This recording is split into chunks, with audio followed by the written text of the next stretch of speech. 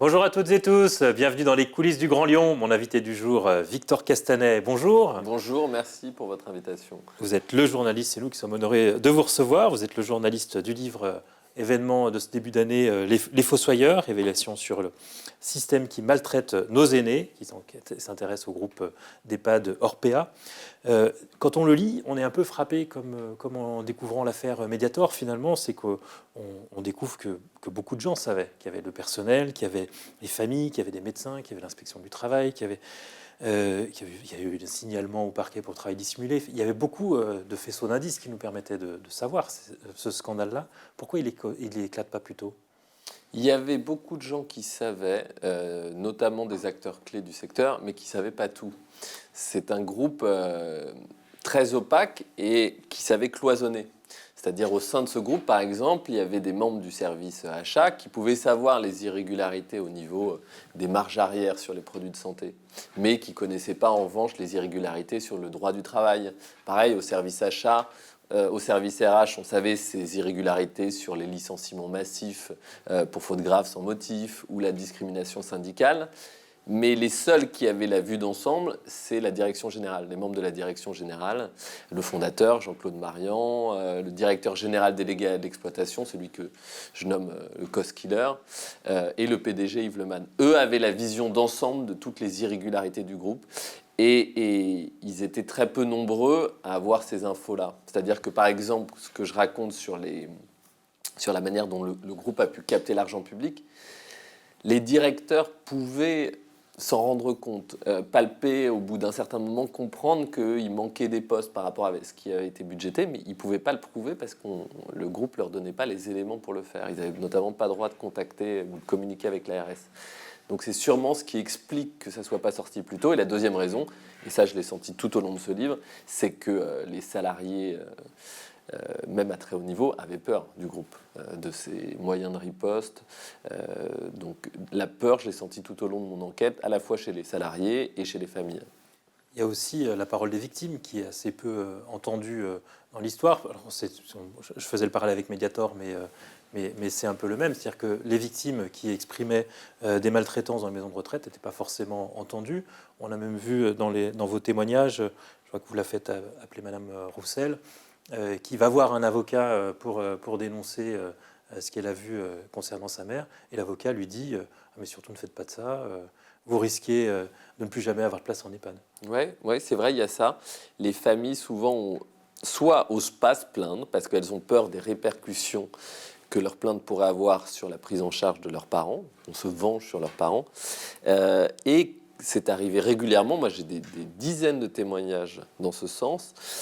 Quand elles ont commencé à contacter des autorités de contrôle, des conseils départementaux ou des agences régionales de santé, bien souvent, elles ont fait face à un mur.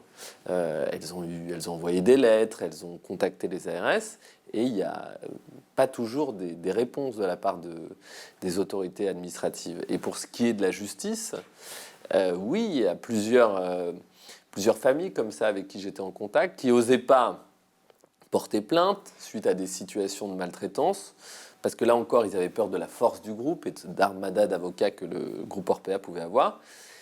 Et aussi parce que oui, il y avait des avocats qui déconseillaient de porter plainte, parce que c'est notamment pour les situations de maltraitance, avant d'avoir un certain nombre d'éléments qu'il y a dans ce livre, qui montrent des irrégularités notamment sur l'argent public, c'était compliqué pour les avocats de prouver des responsabilités, de déterminer des responsabilités dans des situations de maltraitance. On pouvait pas, difficile de savoir si c'est des dysfonctionnements localisés de membres du personnel ou un directeur ou un système. Ce livre va permettre à certaines familles, je pense, de pouvoir avoir des éléments pour porter plainte. Et ce livre, ce qui change, c'est qu'on parlait d'un phénomène de société. On a eu des enquêtes journalistiques sur les maltraitances en EHPAD, mais là, on comprend que c'est un système, on comprend qu'il y a des profiteurs derrière ces maltraitances. Ouais, c'est ce que j'ai voulu raconter, et ce que m'ont raconté les témoins à haut niveau qui appartenaient à ce groupe, c'est effectivement le système. Un système organisé par un très petit nombre de personnes qui sont les membres de la direction générale. Et c'était un système qui est un système de réduction des coûts extrêmement brutal, qui entraîne des politiques de rationnement sur les produits de santé et les produits d'alimentation, avec une restriction sur le nombre de changes, de couches par jour, avec un CRJ, un coût repas journalier de 4,20 € par jour, c'est-à-dire 1 € par repas, et avec des pratiques discutables de captation de l'argent public qui est alloué à ces résidences. Donc c'est effectivement un système pensé, réfléchi au plus haut niveau et qui a des conséquences à la fois sur la qualité de la prise en charge et sur les conditions de travail des salariés de ce groupe. Alors, il faut rappeler effectivement que les EHPAD sont financés essentiellement par de l'argent public. Ça a beau être très cher pour les familles ou pour les gens qui y sont, ils ne payent que la partie hébergement. Toute la partie dépendance est payée par les départements et toute la partie soins est payée par la sécurité sociale. Là aussi, il y a eu un déficit de contrôle de l'usage de l'argent public puisque cet argent était affecté. Ce qu'on découvre dans votre livre, c'est que le personnel qui aurait dû être embauché avec cet argent ne l'a pas toujours été. Ouais, ça c'est le sujet central pour moi du livre et dont on n'a peut-être pas encore assez parlé, c'est la manière dont le groupe a géré l'argent public. Effectivement, le grand public ne le sait pas forcément, et moi je ne le savais pas avant de faire ce livre. Ces grands groupes privés reçoivent chaque année, pour chacun des EHPAD, entre 1 et 2 millions d'euros de dotation publique par an. C'est énorme. Donc ça fait 300 millions d'euros pour l'ensemble des EHPAD du groupe Orpea. Et effectivement, Orpea a mis en place un certain nombre de techniques pour capter cet argent public. Ça se passe sur les produits de santé avec des marges arrière, c'est-à-dire que le groupe reçoit de l'argent, il paye ses fournisseurs et le fournisseur lui reverse, non pas à l'établissement mais au siège, une partie de l'argent qui a été versé. Et ça, c'est un autre circuit financier et les autorités de contrôle ne sont pas au courant de ça. Ces marges arrière qui peuvent représenter pour les protections, c'est 28%, donc c'est des sommes colossales. Et il y a un autre système qui est celui qui est mis en place sur la masse salariale. Et là, effectivement, dans un certain nombre de résidences Orpea, il y a eu des postes qui étaient financés et budgétés qui n'ont pas été mis en place. Et donc, le groupe Orpea a fait des excédents de dotation. Qu'est-ce qui a été fait de ces excédents de dotation? Normalement, ces excédents doivent être rendus aux ARS. Je pense que l'IGAS et l'IGF là, doivent se poser cette question-là de ce qui a été fait de ces excédents de dotation. Il y a un lien direct entre ces postes non attribués ou remplacés par des salariés précaires qui changent tout le temps et les maltraitances subies par les patients. Oui, bien sûr, c'est qu'en fait, quand vous avez par exemple 26 postes financés, c'est des budgets déjà assez serrés. On sait qu'il manque d'argent public en plus, il en faudrait plus. Mais vous avez par exemple 26 postes d'aides-soignants financés. Si le groupe en enlève 3 sur ce qui avait été financé, et bien effectivement, pour les personnels soignants, c'est moins de temps pour changer les résidents, par exemple, c'est moins de temps pour les faire manger, pour s'occuper d'eux. Et donc, quand vous êtes pressurisé en permanence et que vous n'avez pas le temps, bah vous devenez contre votre gré, vous devenez maltraitant, vous faites vite et mal. Et donc ça, oui, des postes en moins, c'est des situations de maltraitance en plus, c'est une certitude. Ce qu'on voit aussi, c'est la logique de rentabilité poussée jusqu'au bout. Vous l'écrivez avec les EBITDA. Les EBITDA demandés, donc c'est la marge avant impôt, elle pouvait atteindre, selon les établissements, entre 35 et 38%. En fait, on est dans les mêmes taux que ce qu'on a pu voir en matière de BTP sur des contrats qui étaient pipés. Oui, ça, la pression financière, la plupart des directeurs d'établissements que j'ai rencontrés, ils m'ont raconté ça. Cette pression qui était hors norme, c'est-à-dire plus importante que chez les autres géants du secteur. Même Korian et Domusvie, Orpea demandaient des taux de marge très importants.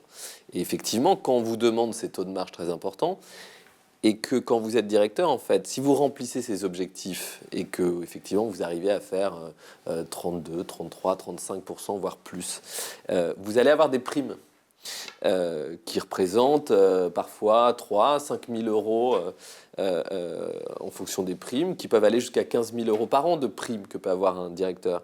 Et donc il est poussé à obtenir ces niveaux de marge et donc à baisser les coûts.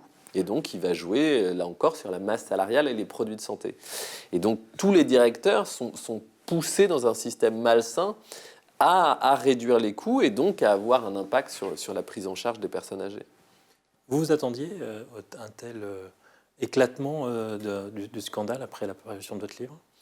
On ne peut jamais s'attendre à ce genre de réaction. C'est vrai que c'était très impressionnant. Il y a eu des répercussions médiatiques très fortes, politiques. Je crois que la plupart des candidats à la présidentielle ont fait des propositions sur ce sujet. Il y a eu un certain nombre d'enquêtes qui ont été lancées, qui sont en cours. Il y a les députés qui sont saisis. Hier, j'étais au Sénat, qui était réuni en commission d'enquête. Donc, il s'est passé beaucoup de choses. Non, on n'était pas... on ne pensait pas que ça irait si loin. Après, on avait fait ce travail-là avec les familles et les salariés pour que ça crée un électrochoc dans l'opinion publique. Maintenant, il va falloir s'assurer que, au-delà de l'électrochoc que ça a pu créer, il y ait des vraies réformes en profondeur de système et que les personnes qui ont mis en place ce système au sein d'Orpea répondent de leurs actes. Alors, le directeur général que vous pointez, hein, Yves Lemann d'Orpea, a été limogé dès le 30 janvier par le conseil d'administration d'Orpea. Pour vous, c'est pas un aboutissement, ça ne suffit pas. Non, Yves Lemann est l'un de ceux qui ont mis en place ce système, mais pas le seul. Et effectivement, les limogés ne changent pas en soi le système. Il y a aujourd'hui encore des cadres dirigeants chez Orpea qui ont mis en place ce système et ce système continue aujourd'hui encore à fonctionner. Moi, j'ai régulièrement des contacts avec des salariés du groupe qui continuent à me raconter ce qui se passe. Et ça se passe à la fois sur, encore une fois, la gestion de l'argent public et sur les conditions de travail et la manière dont le groupe traite ses salariés. Il y a eu une manifestation il y a quelques jours devant des établissements. Et ben, le lendemain, une des salariés qui manifestait a reçu une lettre qui l'a menacée de licenciement. Donc, si vous voulez, les pratiques du groupe, elles continuent. Et il va falloir que la direction dans son entier change, que ce groupe soit contrôlé en profondeur et que Yves Lemann et d'autres, oui, répondent de leurs actes devant la justice. Un mot sur le travail journalistique, le travail d'enquête. On sait que les rédactions qui embauchent des journalistes d'investigation sont de moins en moins nombreuses. On peut se poser la question, d'ailleurs, vu le nombre de victimes de ce système, pourquoi... J'imagine qu'elles ont pu signaler à des journalistes un peu partout en France ce qui leur arrivait, pourquoi l'affaire ne sort pas plus tôt. Est-ce que le livre, est-ce que l'éditeur, c'est un peu l'avenir du journalisme d'investigation ? Ouais, ça c'est sûrement une des solutions pour les journalistes d'investigation, parce que pour faire une enquête de cette ampleur, il faut plusieurs années, il faut des moyens, c'est-à-dire il faut des milliers d'euros, voire des dizaines de milliers d'euros pour parcourir toute la France, rencontrer des sources, prendre des trains, louer des voitures, vivre. Donc ça demande beaucoup d'argent et il y a peu de rédactions en France, très peu, qui peuvent vous financer ce genre d'enquête. Et effectivement, les maisons d'édition, et Fayard a été exceptionnel pour ça. Ils ont cru dans le projet dès le départ. Oui, ils y ont cru dès le départ. Et à chaque fois que mes frais augmentaient, la directrice de Fayard, Sophie de Closet, me suivait et me donnait une enveloppe de frais pour que je puisse continuer à enquêter. Alors même que, évidemment, on ne pouvait pas imaginer l'impact que ça avait et que on aurait dû, normalement, on avait prévu 15 000 ventes. C'était pas prévu qu'on en fasse autant et c'est tant mieux. Et c'est ce qui fait vivre le journalisme d'investigation. Mais oui, j'espère qu'il va y avoir d'autres enquêtes et que, si vous voulez, même pour les journalistes plus jeunes qui se lancent, que ça puisse donner envie de faire du terrain, quoi, et pendant longtemps, et des enquêtes, ouais. Votre enquête ne vous a pas mené dans la région lyonnaise. Vous êtes allé dans beaucoup de régions françaises, mais pas dans l'agglomération. Est-ce que vous avez eu des échos de dérives similaires un peu partout en France ? Oui, c'est-à-dire je sais que j'ai fait effectivement, je me suis déplacé beaucoup sur le territoire, dans beaucoup de villes, beaucoup de départements, et le système qui a été mis en place par Orpea, il est mis en place par la direction générale et il est national, il touche toute la France et même d'autres pays. Les CRJ, les fameux CRJ, le coût repas journalier de 4,20 € par jour, j'ai les CRJ de tous les établissements de France. Et les établissements lyonnais sont pareils, dans des créneaux autour de 4,20 €, 4,50 €. Donc sur le budget, sur l'alimentation, sur la manière dont on peut optimiser la masse salariale, ce système-là, il impacte les établissements de manière générale, de manière systémique, donc à Lyon comme ailleurs. On a reçu cette semaine Cyril Isaac-Sibi, qui est le député du Rhône, qui était co-rapporteur de la mission Flash à l'Assemblée nationale, qui s'est lancée juste après la parution de votre livre. Est-ce que ça sert à quelque chose, ce type de commission qui dans une période électorale, rend un rapport en un mois ? C'est important, plus il y a de gens qui s'investissent sur le sujet, notamment de politique, mieux c'est, et plus on en parle, mieux c'est. Moi, j'ai été auditionné à l'Assemblée nationale et les dirigeants d'Orpea l'ont été. Mais sans commission d'enquête, vous n'avez pas de réponse. Il fallait une commission d'enquête à l'Assemblée nationale. La République En Marche en a décidé autrement. Et la présidente de la commission des affaires sociales ne l'a pas souhaité, mais il fallait une commission d'enquête, tout simplement. Pourquoi ils ont effectivement auditionné Monsieur Brodank, Monsieur Marian, Monsieur Lemann, qui sont parmi ceux qui ont été à l'origine de ce système. Ils n'ont pas obtenu de réponse. Ces dirigeants soit n'ont pas répondu, soit on dit des contre-vérités, ce qui n'est pas possible en commission d'enquête, parce qu'en commission d'enquête, vous prêtez serment. Et si vous dites des choses inexactes, vous pouvez avoir des répercussions pénales. Donc il fallait une commission d'enquête. Il y a celle du Sénat, mais sur les missions flash, c'est très bien qu'il y en ait, mais c'est pas suffisant. Et il faut travailler plus en profondeur, et il va falloir faire des propositions fortes sur le secteur. Ouais. Allez, on rappelle le titre de votre livre, Les Fossoyeurs. C'est sorti chez Fayard. On imagine qu'il y aura des suites, que vous avez reçues depuis de nouveaux témoignages.